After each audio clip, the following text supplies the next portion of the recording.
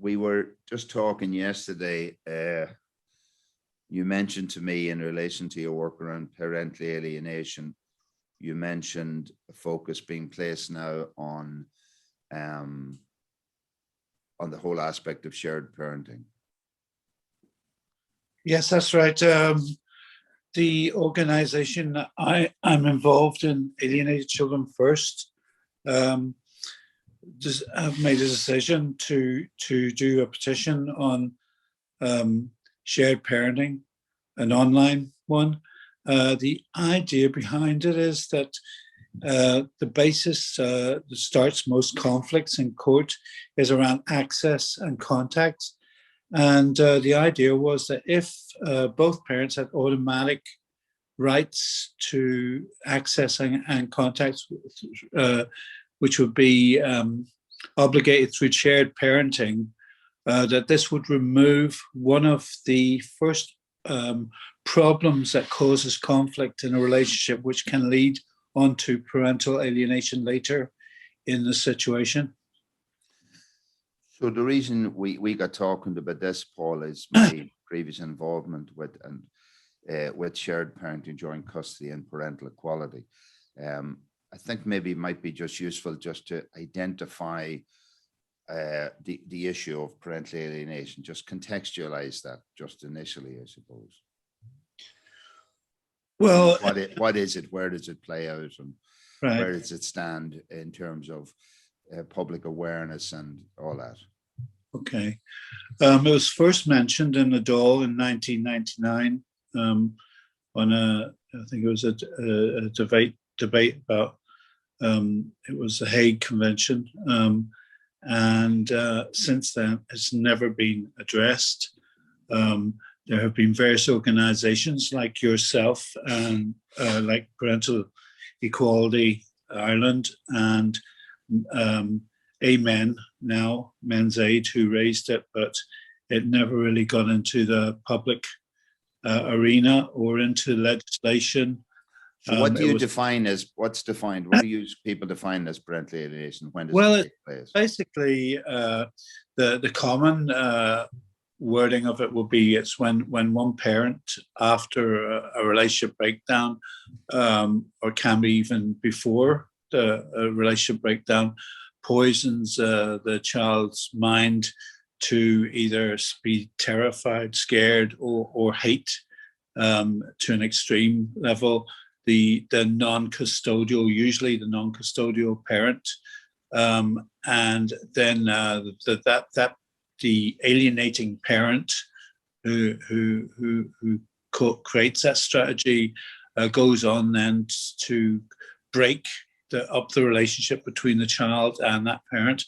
And they do it through a number of means, through financial means, through court means, through breaking court orders, through brainwashing the child to be in fear of that parent, telling lies to the child about that parent, bringing the child into the conflict, involving them in the financial or the court circumstances and situations that are involved in a relationship, into such an extent where the child can hate or be terrified of that parent. And it's a form of emotional child abuse. And it's also a method of coercively controlling the other parent. And presently in Irish legislation, it's not recognized as that. TUSLA don't recognize it. The courts don't directly recognize it because it's not recognized in Irish legislation or law. But last year, a judge actually publicly stated in a court judgment, where the in-camera rule was lifted, that this is a case of parental alienation, in a case of where a parent broke court orders 29 times over a 2-month period. But because there was no legislation or guidelines or anything about that child, that parent wasn't punished or penalized in any method or way. the idea of alienated children first is to get parental alienation recognized in law in some respects, and for legislation to either be introduced or to be fine-tuned to include parental alienation, and where the judges and the court officials and TUSLA and the NGOs have an awareness and have procedures and policies and guidelines on how to deal in a situation of parental alienation, just like in any other areas of child protection or domestic abuse. Okay, so I mean, in a sense, what I think when I think of parental alienation, I see it as a situation whereby one parent and that parent's side of the family essentially becomes cut off from the relationship with the children. And typically, if we just simplify in terms of, let's say, when parents separate, whether they were married or not, that the children effectively end up with a single set of relations through one of their parents' family systems, and that the other family system is effectively cut off. I mean, that's where I see, irrespective of the dynamic, the effect of is that the children end up with half of their sort of connections with their heritage, I suppose. That's fair. Yeah. So when we got to talking, I was wondering, well, okay, there's an emphasis now on trying to. I think you said the objective would be to try and make shared parenting a default requirement as a starting position in, say, family law hearings when couples separate. So I think that was the essence of what we talked about. Yes. So for me, I'm just I'm thinking of what does joint custody, what does shared parenting mean? What are the benefits of it? What are the downsides of it? Why isn't it happening? What can be done to change that situation? And I thought maybe this conversation could be a benefit to what you're trying to achieve. Is that reasonable? Yeah, that'd be part. Just a few things I missed in what I said. One is that sometimes a child doesn't want to be with the other parent for reasons like child abuse or addiction or the behavior of that parent. Now that is often mixed up by opponents of parental alienation with what it really is, which is parental estrangement, which is another situation entirely. And because there is no minimal training on parental alienation and parental estrangement, often the people who are involved with child protection mix them up and can't decide which is which. But I mean, I suppose in a sense, just thinking, if you go back to the whole area, start off with the word custody, just think of that. I mean, unfortunately, when parents fall out with each other or disagree, and it leads to a situation of them separating. Again, that's irrespective of whether they were married or unmarried parents, but they no longer are going to functionally work together and operate together. Then the question is, what should happen to the parental relationships going forward and to the children's practicalities of their lives? I mean, that's what society's interest should be in relation to planning for that. And, I suppose the difficulty I have is when you start with the word custody, to talk about the welfare of children. Yeah. I mean, in my understanding of the English language, when I read in the news or I hear someone has been taken into custody, it is locked in with the idea of criminality and crime and wrongdoing.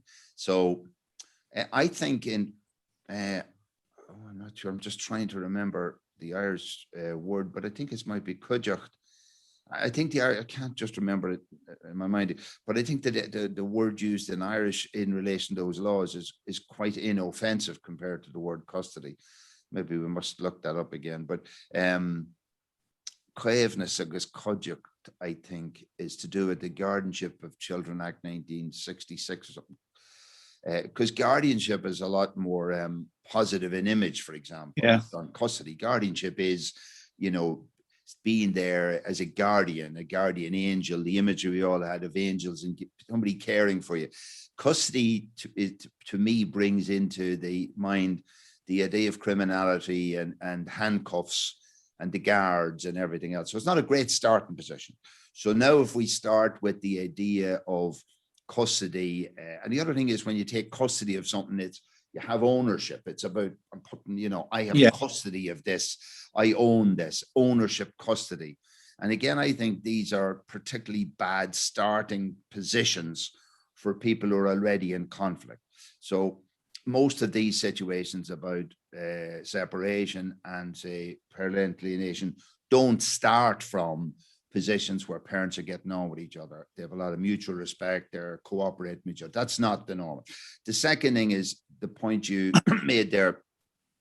I mean, you can take work out what's normal for children's lives and what's abnormal. So if we imagine that the normal situation in life is that parents love their children, that's fathers and mothers separately and individually and jointly love their offspring.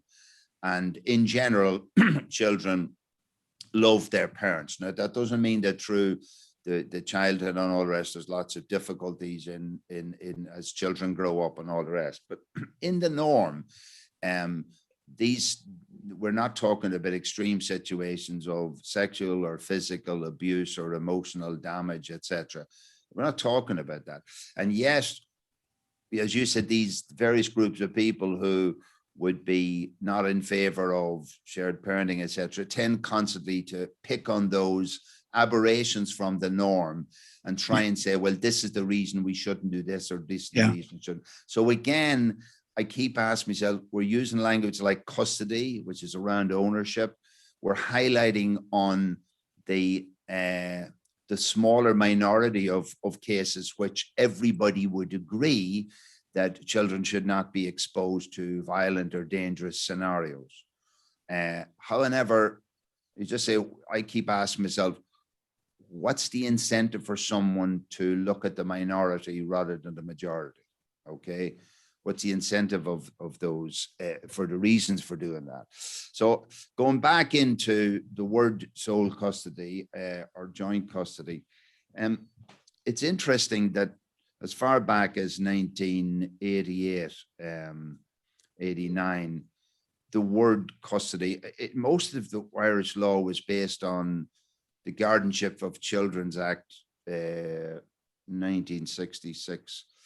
And that probably is because until the Judicial Separation Act in 1989 came in, there was really no separation in Ireland per se. It was a growing industry after that. But you could seek for you could go to court and seek a direction for the best interest of the children, I think under Section 11 of the Guardianship of Innocence Act. So it was really about focusing on what's the best well-being of the child at the time, rather than necessarily deciding custody. Once separation was established in law, then it was felt that everything had to be divided up: the house, the payments, the pensions, the children, and you got this idea of dividing people and dividing assets, etc.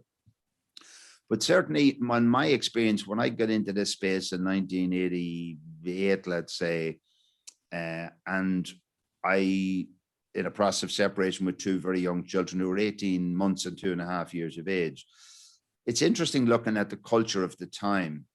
At the time, for example, my local TD was then Dermot Ahern, who went on to become later a minister for social welfare and subsequently a minister for justice. But he and I would be of the same age. We played water polo together. We'd known each other very well. And when I got into this situation first, and suddenly when the prospect of separation arose, it was made clear to me by every single solitary person I spoke to, advisors, that the normal outcome to be expected was that custody would be granted solely to the mother, and that I would be on a drip feed of what they called access to the children. Now, I just want to say that it's interesting when I look back in my own life, I didn't understand what that meant. Now, it's not that I didn't understand the English, but in terms of my sense of what I was, I'm a father, and what I thought that meant to be. And obviously I had my own father, my own mother, they were my role models. And I just assume my mother and my father were equally relevant, equally important, but quite different. I mean, they're quite different personalities and characters, but I never thought in any way that one was bigger, smaller, less, or different than the other in terms of quality. And so when people told me that, you were going to be a secondary person, I just couldn't conceive of what that meant. And I often think it was my ignorance rather than my belligerence which helped me to survive. I was ignorant of that conversation. And when I went to Dermot Ahern and discussed this with him, it was interesting that, like, he also was a solicitor, although the reality of it at the age he was, he wouldn't have spent a lot of time practicing as a solicitor. So I wouldn't consider him to be a solicitor with at all. I mean, it's unreasonable at his young age to consider him to have been a solicitor of sound practice in the field. But I remember he sat in his office and glibly he said to me that invariably, Liam, in the Western world, women get the children. And it was interesting because over the years I've thought about the word invariable. Like, the word invariable means it's not variable. This is a social prescription and this is the way it's going to be. But that's my first introduction to the politics behind all this. There was a fundamental, what I would call, paradigm blindness towards the fact that anybody might even question the idea that a father shouldn't just accept a secondary and a subsidiary situation, that in fact children were effectively owned by the mother. And again, just want to say that I didn't understand that language. It didn't resonate with what made sense to me. And so the journey of shared parenting, joint custody, and ultimately parental equality started from that point of view, that I went and I researched various solicitors who could articulate the idea that I wanted to have an equal involvement with my children. And let me say, why would I want that?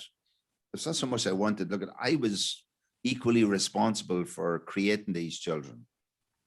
I have to say that, given that I was in my, 30, 31, 32, that sort of age group, so I wasn't a baby when I had those children, but in terms of personal innocence and naivety and the failure to plan for children and to discuss what that meant as a parent, I'm totally guilty. None of that happened. The children were unplanned. There was no conversation about the long-term commitment to who would do the various bits of care, etc. That language is possibly more available to people now than it was then.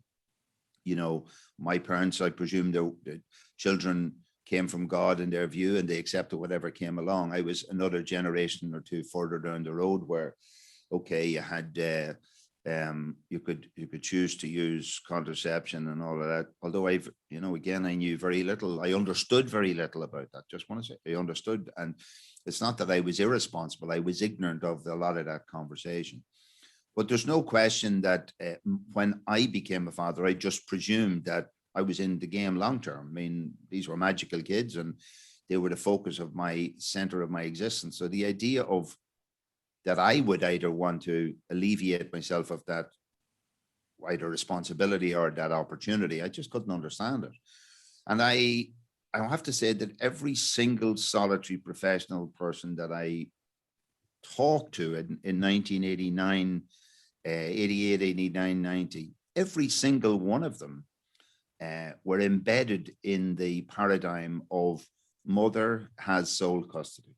And to the extent that if I just jump forward into 1995, and a couple of days before the second divorce referendum, the then Minister for Equality, Mervyn Taylor, who's the first Minister for Equality in Ireland, on a Marion Finucane radio program said, he specifically said that young children, except in exceptional circumstances, should be in the sole custody of the mother. So the Minister for Equality, just think about it, the Minister for Equality was establishing in his consciousness in 1995 the fundamental legitimacy of discrimination. So that's some of the backdrop, Paul. I just want to say to me, for any of the viewers here, that in 1990, which is now 30 years ago, the fundamental belief was that mothers owned the children. They were primary parents when any issue of separation came around, and that division of the children was normal, and the concept of sharing that division was simply on the cards. Yeah, Liam. History has changed, as we know. A lot has moved on since that time. Well, for just a couple of things that not only history changed, but for starters, if you look at the position of women in the home, the women in industry, equal payments, etc., like in that last 30 years, I mean, women have made enormous strides in terms of their, let's say, role in the public space. And just recently looking at the boards of some organizations around the country, and particularly statutory organizations, I think I just looked at the board of Pubble, I think it was the other day. I think it was Pubble, just to notice that there were 5 new directors of the board appointed by a female minister, and they're all women. So, I mean, and in fact, that board is now, I think it might be 60-40 in favor of women. So the point is, in terms of women's role in society and their activities, and the idea that they would have 2-person earners and women being in the position, say my mother and your mother in, where they were working in the home full time, that's not the norm. So there's other changes happening. But just to move on to this idea of, so when I ended up in 1989, and then in 1990 seeking joint custody and shared parenting. So obviously in law you were seeking this term joint custody. And in 1990, a judge in the circuit court made the first, according to the legal profession, made the first award of joint custody in a situation where one of the parents was objecting vehemently to this. So it isn't a claim to fame to say that I became the first father in Irish legal history to be granted equally divided shared time with my children on a joint custodial basis against the express wishes of the other parent. But what's critical here is that in that particular court case, I think of breaching the terms in camera. The important thing is the judge in that court case, after awarding joint custody, said, what is joint custody anyway? And this is really important, that the judge really was in a territory that he didn't understand. He didn't know what it was. The other thing is it was a reserved judgment. So it wasn't granted on the day of the hearing. It was reserved for a number of weeks. And on the day of the judgment, the judge expressly stated that he had been heavily informed and affected by a program which he had seen on BBC the very night before. So I think it was on a Monday that the judgment was handed down. I think it might have been on the Sunday night.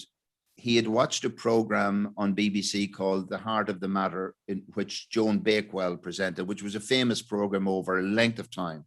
Yeah. And the program was on joint custody. And I had inadvertently, I just happened to have watched it the night before. And this judge was particularly swayed by the arguments that he had heard in a media program. So he was conscientized in his awareness, not within the legal profession, not within the politics of life, but within media, which is subsequently what I realized, that the problems around shared parenting and joint custody were less legal than they were cultural. The problem is in the concepts of our society and the way we establish our roles. It isn't a legal issue per se. So that's it's important. So there's a couple things. So joint custody came into Ireland through a judge saying, I don't know what it is, but I've seen a program there last night, was very, very much impacted me. And it was interesting. The other parent was really angry that a judge would have made a decision based on a TV program. On the other hand, I was absolutely over the moon about the possibility that a judge could actually open his mind as a result of watching the program. So it's interesting, our views were quite different. Yeah, one of the problems that we have with our campaign has been that we sporadically have got coverage for parental alienation on national media, It's been on News Talk once. It's been on RT Radio once when Ryan Tubridy wasn't there.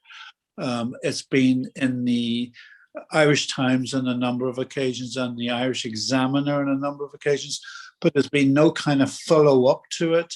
But it's been covered on Virgin TV, what you call it now, once on an afternoon program, but it's never reached the political conversation of where, for instance, there's been a campaign. The campaign has resulted in 30 councils mostly unanimously supporting a motion for the government to recognise and to address parental alienation. And where last year, 2020, there was nearly 30 questions raised about the issue of parental alienation to government ministers. And yet it hasn't received the publicity that it really should have. And as you said about that program that changed the mind of the judge, like we would see it that if it got onto a program like Tommy Tiernan or onto the Late Late Show, that would open up the conversation. Also, it would open up the conversation about equality. We're looking at equality, and rightfully so. Women are more than half the population. They a high percentage work now. I think it's a higher percentage than men, and deservedly so, equality. But parental equality in terms of even shared parenting is not discussed, or nor is parental alienation. Just to say that, remember in 1990 when this situation was originally granted, I mean, both parents in this situation, both myself and the other parent, even though we had completely different perspectives on this, and there was a lot of conflict around it. The reality is we didn't have any. We were like that rover that's on the surface of Mars at the moment. We had nothing to go by. We had no flag posts or anything like that, and I think we managed that situation very poorly. I mean, certainly, and there was a lot of conflict, and the conflict went on. The conflict went on for really 10 years. I mean, I was in court from 1990 until the year 2000. And I can only speak for me, and I won't presume to speak for the other person, but it was a really highly stressful thing when you lived your life trying to parent your children while over your shoulder all the time. And certainly for me, as the unusual party, in that the norm would have been that, according to Mervyn Taylor, those children would be in the sole custody of the mother. That I lived in constant fear that those children would be, removed from me. Nothing because I was or wasn't doing anything wrong, because I was an aberration from what the societal norm was, and society would be much happier to return to the norm of women as sole custodians. And you might say, who would agree with that? Well, it would seem to me that the vast majority of women that I would have come across, and certainly any women's representatives, were very much in favor of the idea that mothers knew best and mothers would have sole custody. But equally so, I give an example. I remember taking my sons playing football. I used to play senior football. I remember taking my kids along to the game, and I remember one of the other guys was saying to me, "Hey, my wife is giving out to me saying, if you can bring your kids to the match, so could I." Whereas he wanted to go and play the football and go for a few pints afterwards. So I realized that, me having joint custody was putting a lot of pressure on maybe a lot of men who were happy that the wife had sole custody, or even that within a marriage, the wife was doing most of the work so he could go playing golf. And I say that, in other words, I wasn't going to find a lot of friends among males. And the other thing is that one of the impacts of, say, active shared parenting for any parent, obviously for women who had sole parenting arrangements, traditionally they have always curtailed their careers and have massive impacts on that decision making. Suddenly, if a man was going to have to accommodate, say, looking after his children on a week on, week off basis, that would have huge implications for his career prospects. So I wouldn't have ever found that I found a lot of support within males. And if you think of a male dominated political stratosphere, the vast majority of politicians are out night and day kissing babies and going to funerals and all the rest. You know, if they had to drag a couple of kids along with them and all these things, that wouldn't be too happy. In fact, I remember going into the constituency office of a guy called Bell. He was a Michael Bell, who was Labour TD, probably dead now in Ireland. You know, he was in the Labour Union offices in Dundalk. And because my children were with me, my children used to live with me from Monday mornings at 9 o'clock until Thursday evenings at 6 o'clock every week. So they're with me for 4 out of the 5 industrial days of the week, solely in my care. I had no family or support or anything. So everywhere I went, they went.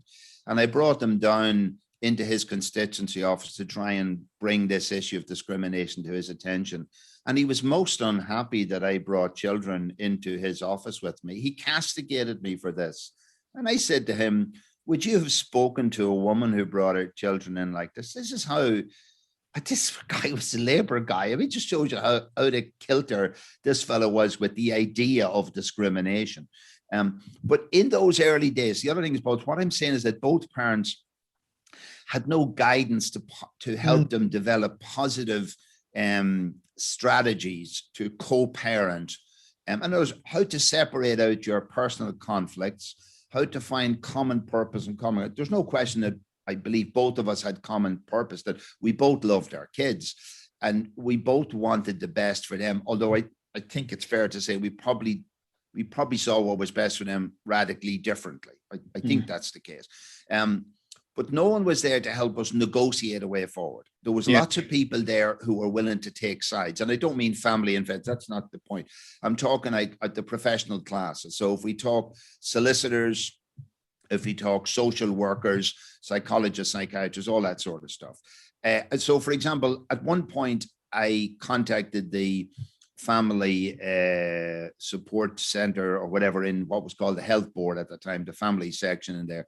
And I spoke to the social workers and I said, we're two parents who are trying to negotiate a new paradigm and a new landscape. We have no role models to work on. We have no methodologies for conflict resolution or negotiation. So I am coming to you because your mandate is to act in the children's best interest and to create a supportive environment for their upbringing.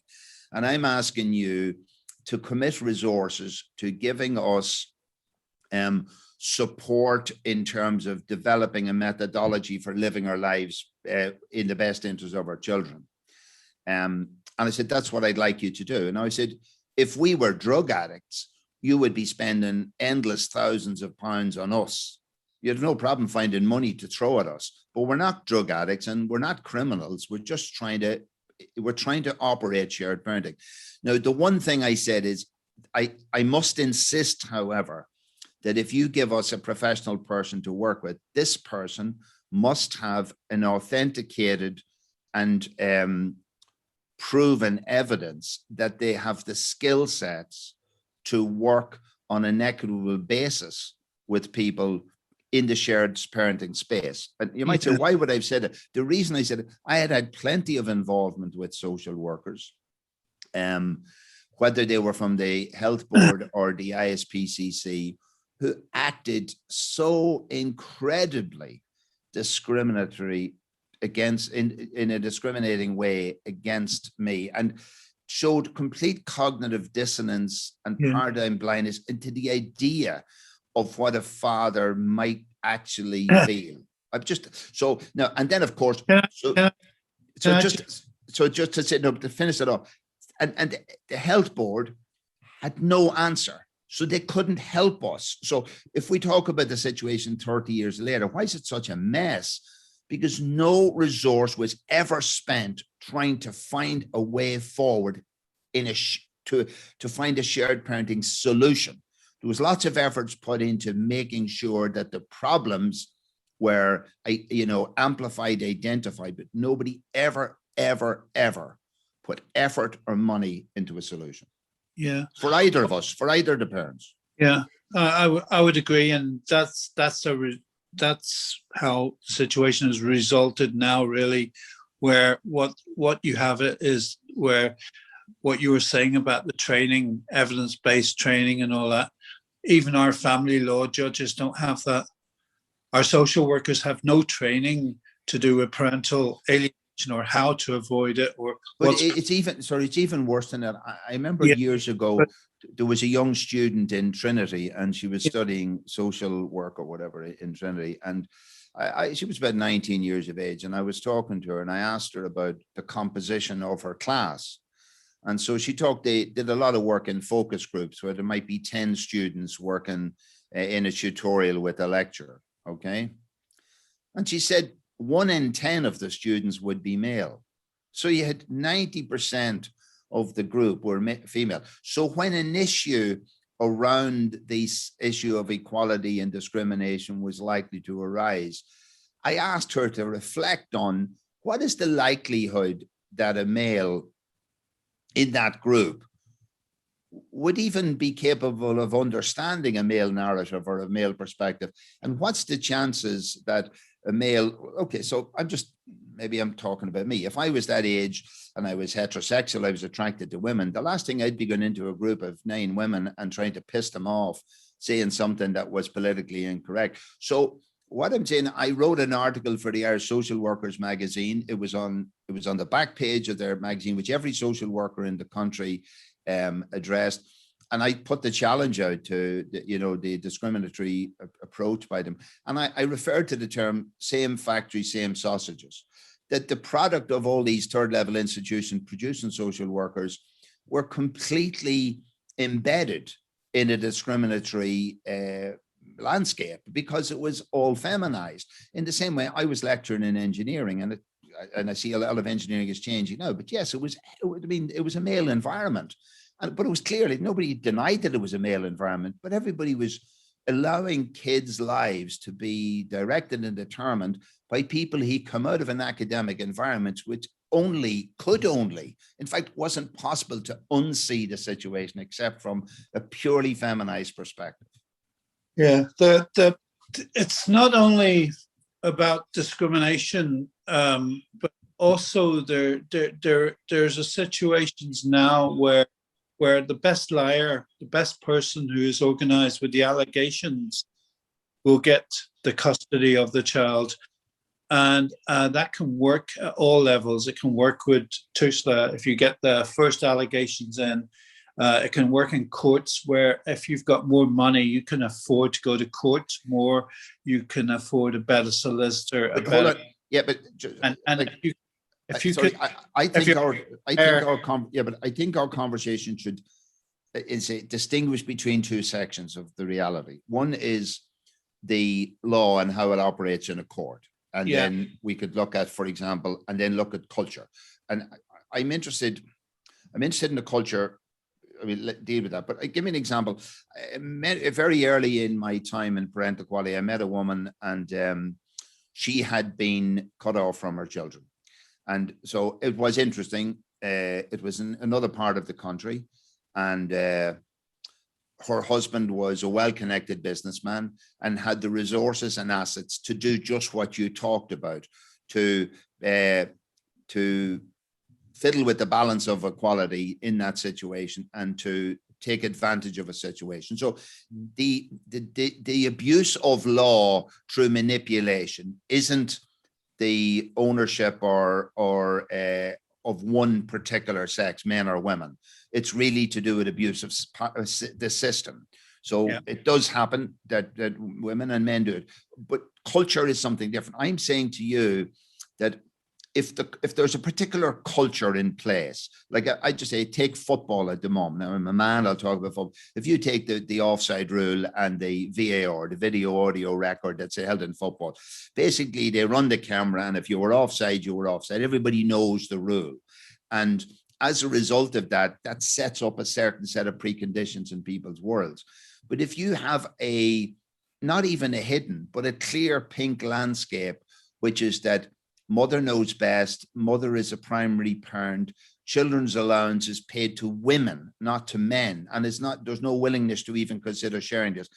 You're setting up a landscape where you don't even have to manipulate the law to get an inequitable outcome. So if you have a culture whereby mothers are seen as the natural primary parent, even by Mervyn Taylor, two people going into court being totally honest will still produce a disproportionately inequitable outcome. But further than that, we live in a Western culture which typically sees things as either or. It's black or it's white. You must be with X or you must be Y. So the idea that children, like, we need to just look at the idea, why would it be important that children be with one parent rather than shared with two parents? Because there was another whole underpinning of that. This would be destabilizing for that. So I'm just mindful, Paul, of the time flying. Yeah. And maybe we could just use this as a precursor for a follow-up to this, because I do have another meeting now. But so just because we're still recording, just to say, so what I think we could do in the next phase is just look at, let's deal with the culture conversation around custody. Why should it be? What's the advantages of sole custody versus joint custody? What does sharing mean, and those struggles? And then we could separately look at maybe the manipulations. But I think it's really dangerous if we mix what's going on in the courts and law with what's going on in the culture. Because what we do is there's also the aspect that if you look at the Irish Constitution, I think the mother is mentioned 3-4 times, and I don't think the father is mentioned once. And maybe in a follow-up to this. That's a legal influence, and it's a cultural influence. I think in a follow-up to that, we should look at the article that relates to the position of the mother in the home. We should also look at the history of children's allowance, because I think that's a critical link. Because what I would call them, they're legislative but cultural impacts. Yeah, I think we separate them. What goes on in the courts, I mean, the danger is, firstly, it's very hard for us to discuss what goes on in the courts because everybody would say, well, sure, it's in secret anyway. So if we want to have a session and talk about the courts, we need to also talk about in camera. We need to talk about the fact that we're not allowed to talk about it.